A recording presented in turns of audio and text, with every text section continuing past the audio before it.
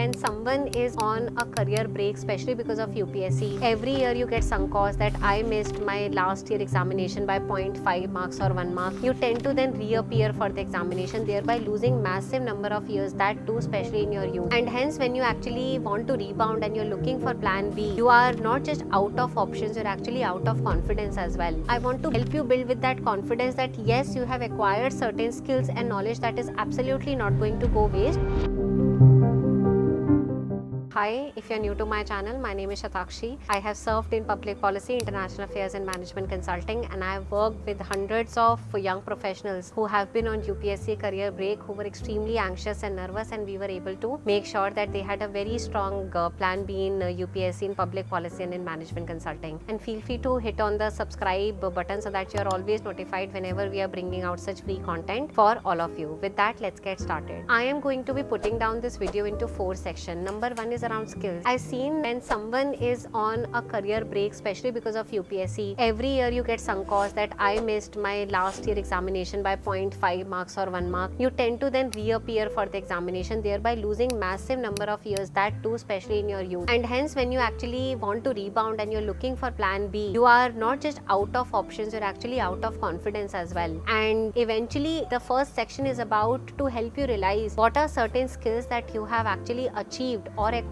during this journey, which are transferable to corporate jobs as well. Number 1, I would say that your public policy analysis can certainly be transferred to your critical reasoning skills. In most of the corporate jobs these days, you will be required to actually solve problems around finance or around, let's say, operations. And whatever public policy analysis skills that you have learned, you need to start solving or start looking at other problems through the similar lens, if not same, so that you can transfer that knowledge or you can transfer that skill to critical reasoning skills. The second skill I would say is time management. I am very well aware about the preparation strategies and the preparation level that you all have to go through. And trust me when I say this, I'm someone who actually advocates work-life balance. But the reality is you will have to work for 8 to 9 hours at least in corporate job. And whatever time management skills that you have acquired so far can certainly be transferred in your corporate job as well. The third one is communication skills, whether it be your written communication skills that you have acquired for your main stage, or be it your verbal communication skills that you would have acquired for your interview stage. A lot of these written and verbal communication skills can be transferred, of course, when you are dealing with a lot of stakeholders in a corporate job. So first and foremost, I want to build you or help you build with that confidence that yes, you have acquired certain skills and knowledge that is absolutely not going to go waste. It has built a strong foundation in you, which can eventually certainly help you to rise in the ladder, in fact enter the corporate ladder. The second section of this video is mapping your career. When it comes to career, a lot of people are confused, and let me actually build a landscape for you. Number 1 is you could join a social impact sector, and I always say that this should be your highest priority, because social impact sector, number 1, because they are not the best pay master, they are not able to attract a lot of talent which might want to actually ask for high remuneration, because you want to make sure that you rebound from your career break as soon as possible. The social sector really appreciates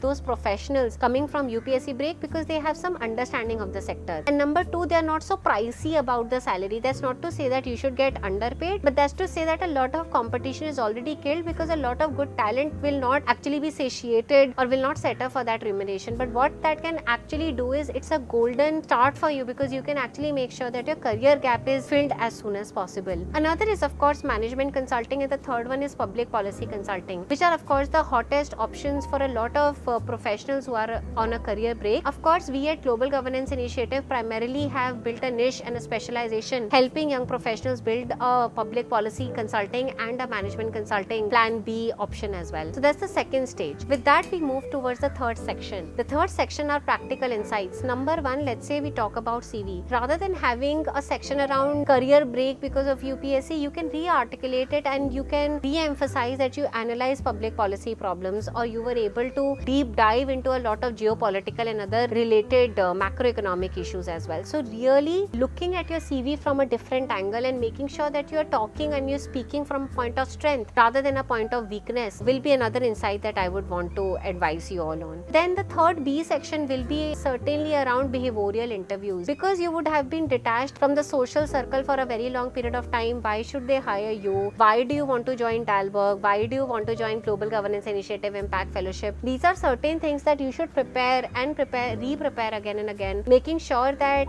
you are ready, well and ready when you're sitting for your interview. And And then the third section, which is my favorite, which is 3C around network. These are going to be the people you have to make sure that you move away from the network which has been kind of holding you down since so long. That's not to say that your old network is bad, absolutely not. But you need new set of people who can actually vouch for you, who can guide you, who have already been serving in certain jobs and who can actually give you a referral so that you can enter. And the fourth one is looking for new certification courses or looking for new programs that can help you get started with a new fresh start. And that is where our Global Governance Initiative Impact Fellowship comes in. And we have been running Plan B for UPSC since last 6 years, and I've lost the count of young professionals who have rebounded from a career break. We will put up the success stories of a lot of these professionals who have made it into management consulting, who made into social impact. You can of course connect with these people. You can check us out at globalgovernanceInitiative.org/impact fellowship. And that's the wrap up of this official video on building a Plan B for UPSC. If you like this video, feel free to share it with your friends who might be struggling. Maybe you have rebounded but your friends have not, and I look forward to seeing all of you very much soon. Ciao, take care.